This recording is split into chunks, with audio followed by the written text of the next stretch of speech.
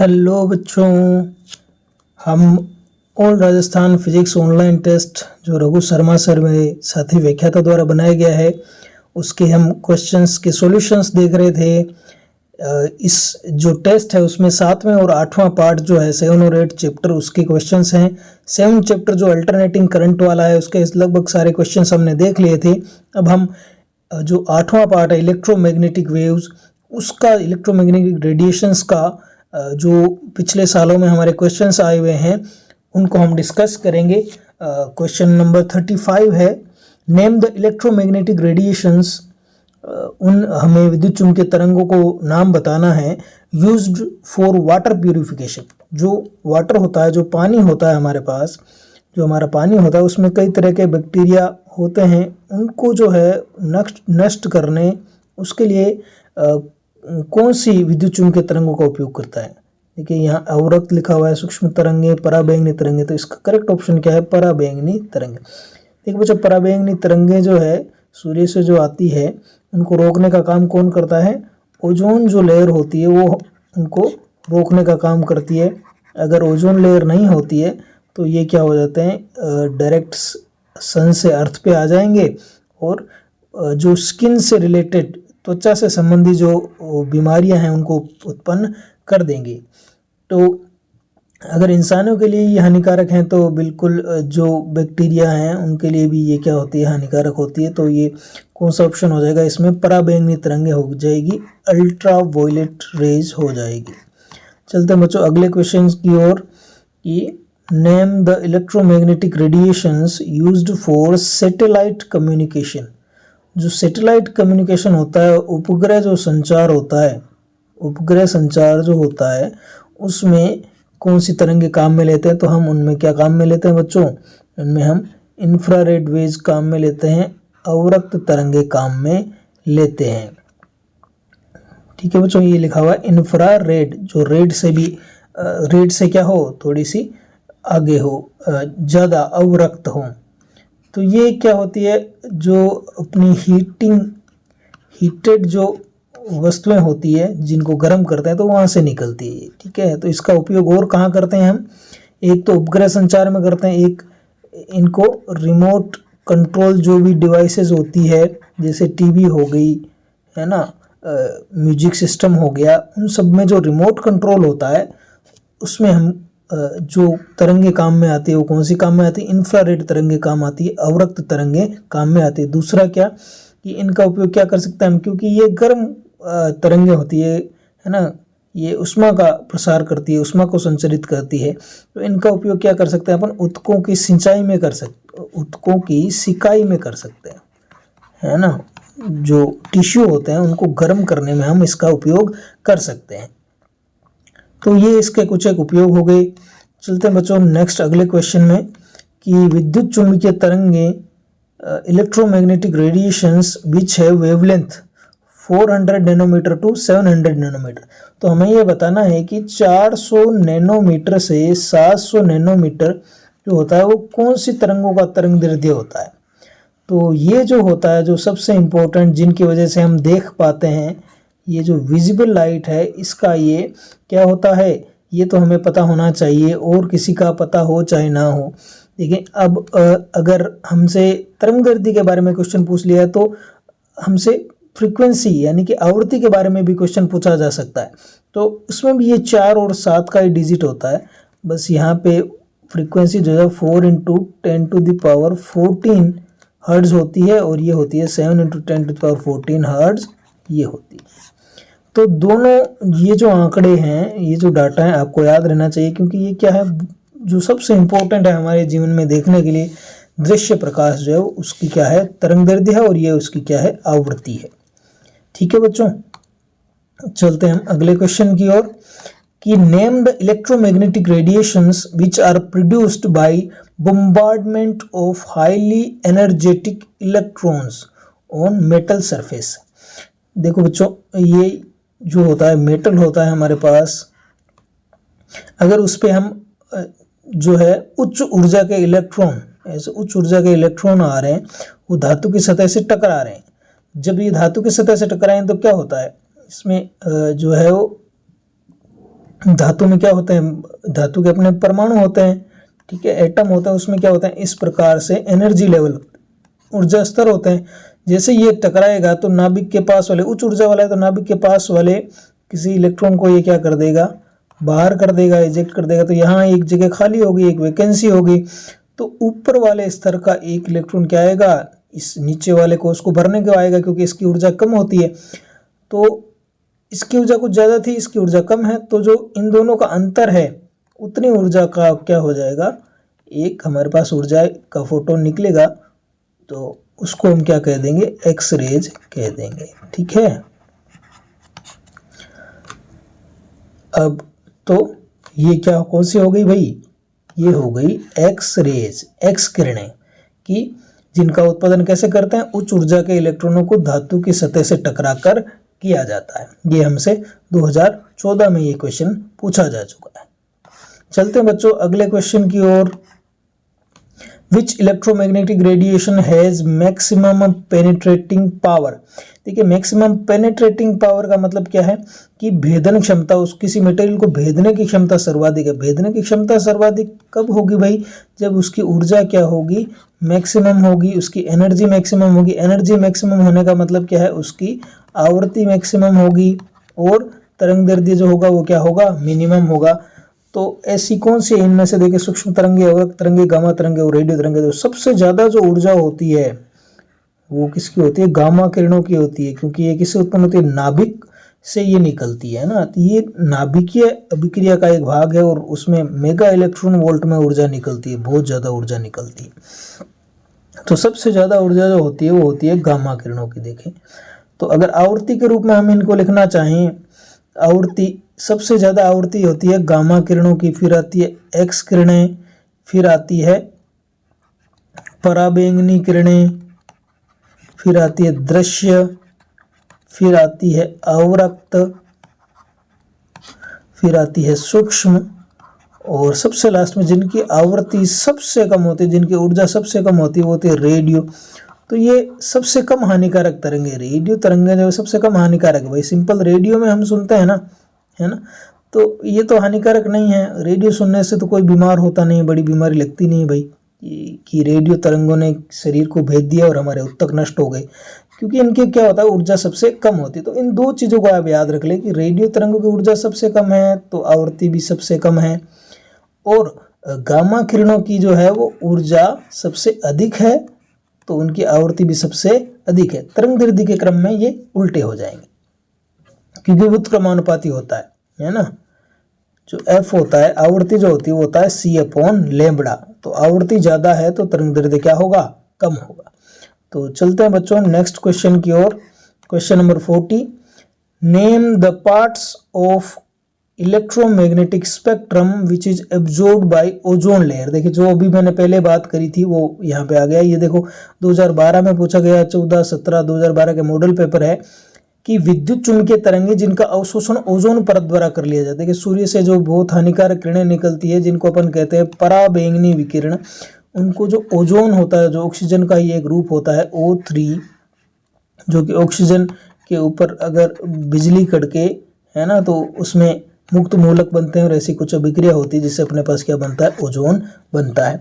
तो ये जो ओजोन है एक प्रोटेक्टिव लेयर है, हमारे जीवन के लिए बहुत उपयोगी है, क्योंकि अगर ये नहीं होगी तो ये जो पराबैंगनी विकिरण है ये पृथ्वी पर आ जाएंगे और हमारे शरीर पे घातक प्रभाव डालेंगे, कैंसर जैसी बीमारियां हमारे पास पैदा ये कर सकते हैं, ठीक है।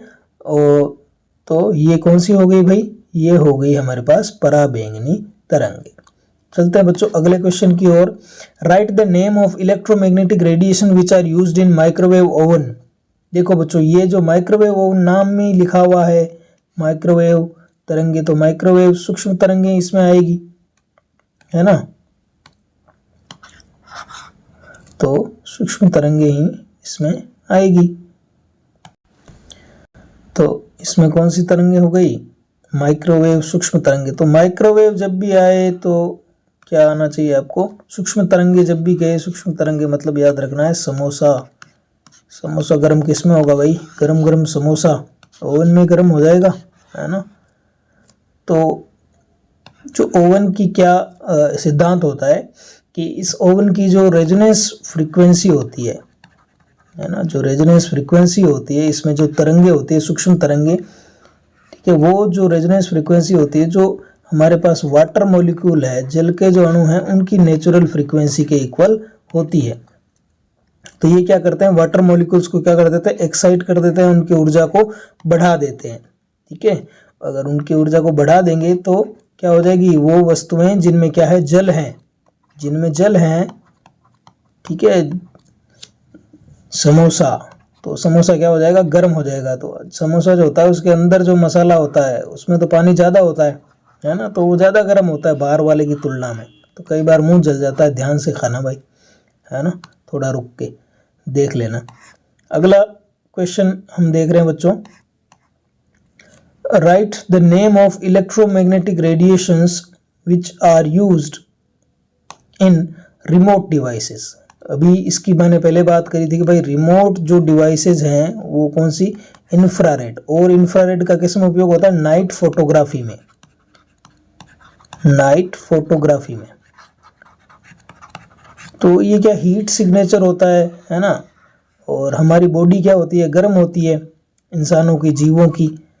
तो ये रात में क्या करते हैं, वो हम जो एक इंसान है उसमें से हीट निकलती है, गर्म होता है ना हमारा शरीर, तो वो उस हीट सिग्नेचर को ये जो है वो कैप्चर कर लेते हैं नाइट फोटोग्राफी में। ठीक है, जिससे हमें क्या दिखता है, रात में भी जो है हम फोटो खींच सकते हैं। तो ये हो गया हमारा क्या, इंफ्रारेड या अवरक्त तरंगे। चलते हैं बच्चों अगले क्वेश्चन की ओर। नेक्स्ट क्वेश्चन है, which electromagnetic wave has maximum wavelength. देखिए बच्चों, मैक्सिमम वेवलेंथ हमने अभी देखा कि F इक्वल टू होता है c/λ, है ना। हमें बताना है कि विद्युत चुम्बकीय तरंगों की तरंग दैर्ध्य अधिकतम होती है। तो तरंग दैर्ध्य अधिकतम है तो आवृत्ति यानी कि क्या, न्यूनतम। और हमने अभी देखा था कि न्यूनतम आवृत्ति किसकी होती है, जिसकी ऊर्जा न्यूनतम होती है। जो सबसे कम हानिकारक है कौन सी है, वो भाई रेडियो तरंगे, रेडियो वेव्स। तो ये हमारे पास इसका ऑप्शन हो जाएगा। सबसे जो तरंग दैर्ध्य है वो अधिकतम किसकी होती है, रेडियो वेव्स की होती है। चलते हैं अगले क्वेश्चन की ओर बच्चों। Name the parts of the electromagnetic spectrum which are used to relief in muscular pain. देखो बच्चों, मस्कुलर पेन है ना, मांसपेशियों का खिंचाव आ जाता है, तो क्या करते हैं भाई, सिकाई करते हैं, है ना, सिकाई करते हैं ना। तो सिकाई में कौन सी यूज होती है, कौन सी है जो हीट सिग्नेचर देती है, वो कौन सी होती है, वो होती है अवरक्त तरंगे, इंफ्रारेड वेव्स। ठीक है बच्चों, मांसपेशियों का खिंचाव करने के लिए क्या करेंगे, सिकाई करेंगे। सिकाई में कौन सी यूज होती है, अवरक्त तरंगे। अगला क्वेश्चन देखते हैं, name the parts of the electromagnetic spectrum which is used for cure of cancer. देखिए भाई, कैंसर को खत्म करना है, कैंसर सेल को क्या करना है, खत्म करना है। तो क्या करेंगे, उनके ऊपर जो बहुत ज़्यादा ऊर्जा वाले तरंगे हैं वो डाल देंगे, ताकि वो जो कैंसर की जो कोशिका है उसको क्या कर दे, पूरी तरह से क्या कर दे, नष्ट कर दे, एकदम टारगेट लगा के। तो सबसे ज़्यादा ऊर्जा वाली कौन सी होती है भाई, सबसे ज़्यादा ऊर्जा वाली हमारे पास होती है गामा किरणें। ठीक है, गामा पहलवान सबसे ज़्यादा ऊर्जा वाला। चलो भाई अगला question, which electromagnetic radiations are used in remote system device. फिर से वही रिमोट सिस्टम डिवाइस है, रिमोट प्रणाली है। रिमोट प्रणाली में कौन सी हो गई भाई, अवरक्त हो गई। तो इसका करेक्ट ऑप्शन हो जाएगा इंफ्रारेड, अवरक्त तरंगे। चलते हैं बच्चों अगले क्वेश्चन की ओर। नेक्स्ट क्वेश्चन है, name the electromagnetic radiation produced by vacuum tube magnetron.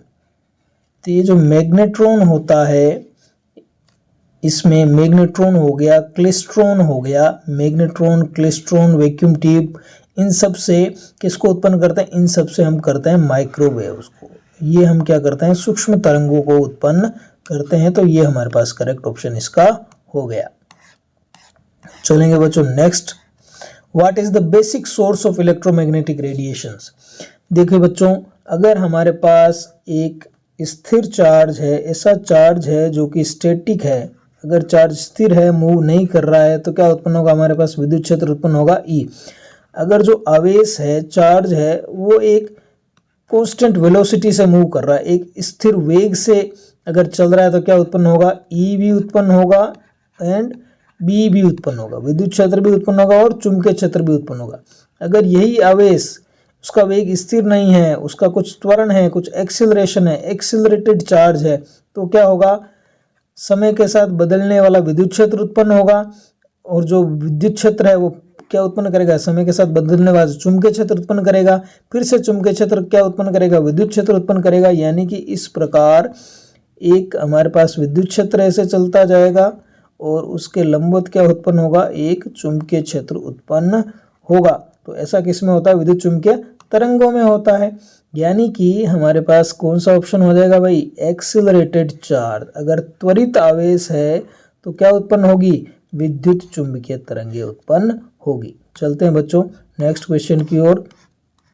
देखें बच्चों, a plane electromagnetic wave of frequency 25 megahertz. भाई अपने को फ्रीक्वेंसी दे रखी है एक समतल विद्युत चुंबकीय तरंग जिसकी आवृत्ति है 25 मेगाहर्ट्ज, ठीक है। Travels in free space along X direction, X direction में वो चल रही है at a particular point in space and time, ठीक है। ई बराबर 60 वोल्ट प्रति मीटर। तो हमें ई दिया हुआ है भाई, ई का जो परिमाण है, जो मैग्नीट्यूड है वो दिया हुआ है 60। What is B? तो हमें बताना है बी। बी हमें बताना है, देखो एक आपको याद रखना है कि भाई ई का जो वैल्यू होता है ना, वो बी की वैल्यू से बहुत ज़्यादा होता है, ठीक है। विद्युत चुंबकीय तरंगे दोनों ही होते हैं, ई और बी।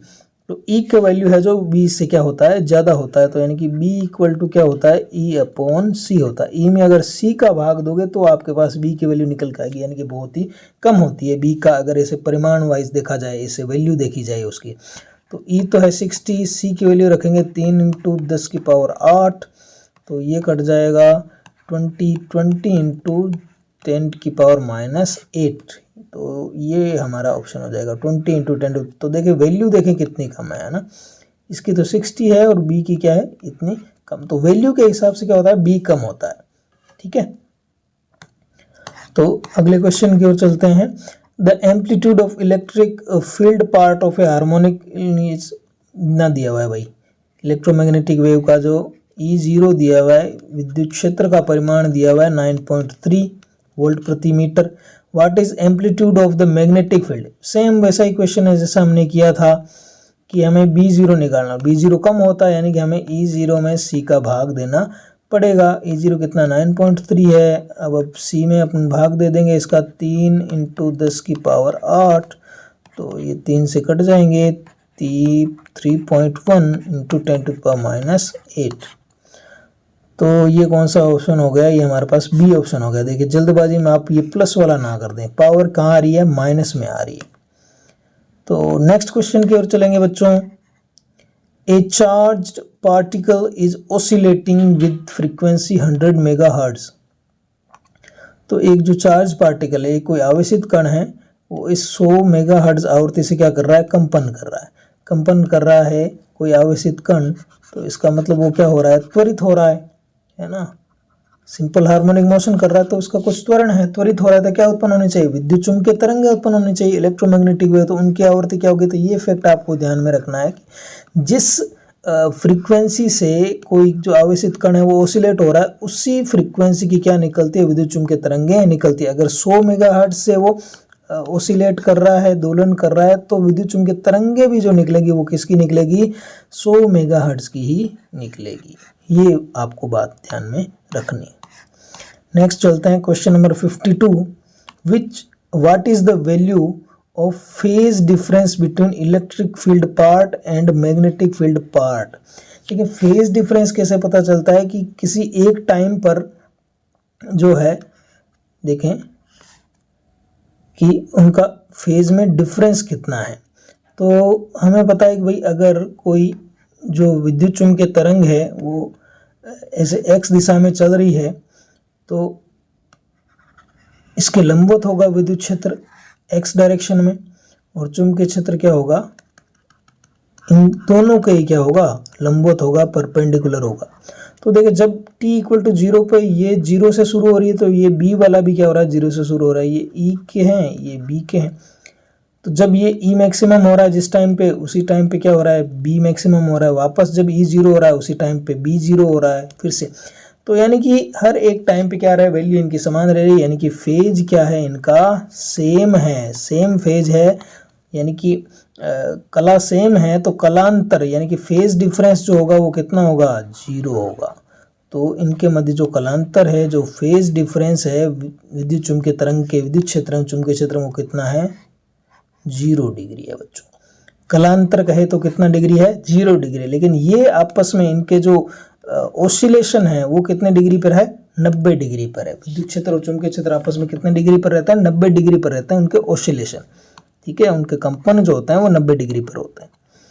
अगला क्वेश्चन देखें बच्चों, which part of electromagnetic radiation has the maximum value of frequency. Maximum value of frequency, frequency maximum मतलब एनर्जी मैक्सिमम, और सबसे ज़्यादा एनर्जी किसकी होती है भाई, गामा पहलवान की। तो ये रहे भाई सबसे ज़्यादा एनर्जी वाले गामा पहलवान। चलो भाई अगला क्वेश्चन देखते हैं हम, what is value of angle between electric field vector E. देखें अब एंगल बताना है हमें, कौन सा, electric field vector E and magnetic field vector B. तो विद्युत चुम्बकीय तरंगों में विद्युत क्षेत्र सदिश एवं चुम्बकीय क्षेत्र सदिश के मध्य कितना कोण होता है। तो ये कितना कोण होता है, जो तीन चीजें होती है, एक तो क्या होती है इसके संचरण की दिशा विद्युत चुम्बकीय तरंग के, एक होता है ई और एक होता है बी। संचरण को हम संचरण नेतांक के से दर्शाते हैं। ये तीनों क्या होते हैं, एक दूसरे के क्या होते हैं, लंबवत होते हैं। तीनों ही क्या होते हैं, 90 डिग्री पर होते हैं। तो ई और बी के बीच कितना कोण होगा, 90 डिग्री का कोण होगा। ये हो गया हमारे पास 54। चलते हैं बच्चों अगले क्वेश्चन की ओर। If mu nought and epsilon nought is permeability and permittivity of free space. तो म्यू नॉट और एप्सिलॉन नॉट जो है, म्यू नॉट क्या हो गया, परमिबिलिटी होगी, और एप्सिलॉन नॉट क्या हो गया, परमिटिविटी हो गई ऑफ फ्री स्पेस। यहाँ फ्री स्पेस है, निर्वात जो है। तो निर्वात की विद्युतशीलता एवं चुंबकशीलता क्या है, तो म्यू नॉट चुंबकशीलता है और एप्सिलॉन नॉट क्या है, विद्युतशीलता है। तो निर्वात में विद्युत चुंबकीय, तो ऐसा क्वेश्चन हमने पहले किया था, उसमें तो क्या था, माध्यम था, है ना। तो निर्वात में जो होगा वो क्या हो जाएगा, उसको हम सी से लिखते हैं। सी इक्वल टू होता है 1/म्यू नॉट एप्सिलॉन नॉट, जिसको वैल्यू कितना आता है 3 × 10⁸ मीटर पर सेकेंड। तो इसमें हमारा करेक्ट ऑप्शन क्या, ये तो क्या है, डिवाइड में है, 1/म्यू नॉट एप्सिलॉन नॉट। तो ये तो तीनों ऑप्शन सही नहीं है। ऑप्शन कौन सा सही हो जाएगा हमारा, ऑप्शन 4 सही हो जाएगा, 1/√म्यू नॉट एप्सिलॉन नॉट। चलेंगे बच्चों अगले क्वेश्चन की ओर। Question number 56, what is the range of frequency for FM transmission. देखिए FM क्या होता है, FM होता है मतलब कि फ्रीक्वेंसी मॉड्यूलेशन। क्या है, फ्रीक्वेंसी मॉड्यूलेशन। हिंदी में इसको कहते हैं क्या, आवर्ती रूपांतरण या आवर्ती मॉड्यूलेशन। ठीक है, तो आवर्ती मॉड्यूलेशन FM जो होता है, FM रेडियो, उसकी क्या फ्रीक्वेंसी होती है, देखें 8 to 88 मेगाहर्ट्ज, फिर किलोहर्ट्ज, गीगाहर्ट्ज होती मेगाहर्ट्ज में ही है, और 88 to 108। तो ये क्या एक फ्रीक्वेंसी रेंज है रेडियो तरंगों की, है ना। रेडियो तरंगों के अलग अलग हैं, एक AM होती है उनका अलग होता है, एक FM होती है, एक अल्ट्रा हाई फ्रीक्वेंसी होती है जो कि किस में काम आती है, सेलुलर फ़ोन यानी कि मोबाइल फ़ोन में काम आती है। तो यहाँ हमें FM की फ्रीक्वेंसी पूछी है, तो ये आपको याद में रखनी है, 88 to 108। ये जरूर ध्यान में रखना, क्या होगा, मेगाहर्ट्ज होगा, गीगाहर्ट्ज नहीं होगा, किलोहर्ट्ज नहीं होगा, क्या होगा, मेगाहर्ट्ज होगा। ठीक है बच्चों, नेक्स्ट क्वेश्चन की ओर चलते हैं अपन, जो कि फाइनल क्वेश्चन है, एम्पियर मैक्सवेल इक्वेशन। देखिए बच्चों एम्पियर जो था, एम्पियर ने क्या किया था कि जो कोई करंट कैरिंग वायर है या कोई ऐसा कोई डिस्ट्रीब्यूशन है, सिमेट्रिक डिस्ट्रीब्यूशन, धारावाही चालक तार वैसा, उसके लिए क्या दिया, चुंबकीय क्षेत्र निकालने के लिए एक तरीका दिया कि ये जो होता है बंद समाकलन, किसके लिए, किसी पथ के लिए, है ना, रेखीय समाकलन जो है B.dl, जो चुंबकीय क्षेत्र का रेखीय समाकलन है बंद पथ के लिए, है ना। ऐसा कोई बंद पथ है, बंद पृष्ठ की नहीं बात कर रहा हूँ, बंद पथ की बात कर रहा हूँ। इसको अपन परिसंचरण भी बोलते हैं, क्योंकि क्या है रहा है, एक पथ के चारों ओर ये चलता है, तो इसको परिसंचरण भी कहता है। तो चुंबकीय क्षेत्र का जो परिसंचरण है या फिर रेखीय समाकलन है वो किसका, ये बताया था एम्पियर ने कि म्यू नॉट आई होता है। तो फिर मैक्सवेल साहब आए, उन्होंने कहा भाई आई जो होता है ये केवल कंडक्शन करंट नहीं है, इसमें क्या होता है एक और करंट होता है, कौन सा, डिस्प्लेसमेंट करंट, कि चालन धारा ही नहीं होती, विस्थापन धारा भी होती है। ठीक है, कि जैसे हमारे पास क्या है, अगर संधारित्र की बात करें तो अगर हमने यहाँ पे एक बैटरी लगा दी तो करंट इसमें से बहती है, हम जानते हैं कि, है ना, यहाँ पे बहती, तो यहाँ तो कौन सी चालन धारा बहती है, इलेक्ट्रॉन फ्लो हो रहे हैं, है ना, कंडक्शन। लेकिन यहाँ बीच में क्या है, बीच में तो स्पेस है ना, तो यहाँ पे धारा की कंटिन्यूटी कैसे बन रही है, तो वो धारा की कंटिन्यूटी बन रही है किससे, विस्थापन धारा से, आईडी, जो क्यों उत्पन्न होती है, कैसे उत्पन्न होती है, देखो आईडी का फॉर्मूला होता है epsilon naught d phi E upon d t, यानी कि जो इलेक्ट्रिक फ्लक्स है, विद्युत फ्लक्स में जो परिवर्तन हो रहा है ना समय के साथ, उसके कारण ये उत्पन्न हो रही है। ठीक है, तो दो टर्म आ जाएगी इसमें, B dot D l is equal to mu naught, ये तो सिंपल आई है कंडक्शन करंट, प्लस ये क्या हो जाएगा, epsilon naught d phi E upon d t, जो कि कौन सी करंट होती है, विस्थापन धारा होती है। तो ये हमारे पास करेक्ट ऑप्शन हो जाएगा। ई डॉट डी एल वाला ये नहीं होता, B dot D L mu nought I, ये तो कौन सा नियम है, केवल एम्पियर का अगर नियम कहे तो हमें ये करना है, और ई डॉट डी एल दिए तो इसके इक्वल होता नहीं है। ठीक है बच्चों, तो हमने ये सारे क्वेश्चंस देख लिए हैं। उम्मीद है कि आपको ये जो एक्सप्लेनेशन किया गया है ये अच्छी तरह से समझ में आया होगा। तो इसी तरह आप चैनल से जुड़े रहिए, चैनल को ज़रूर सब्सक्राइब करिए। Thank you.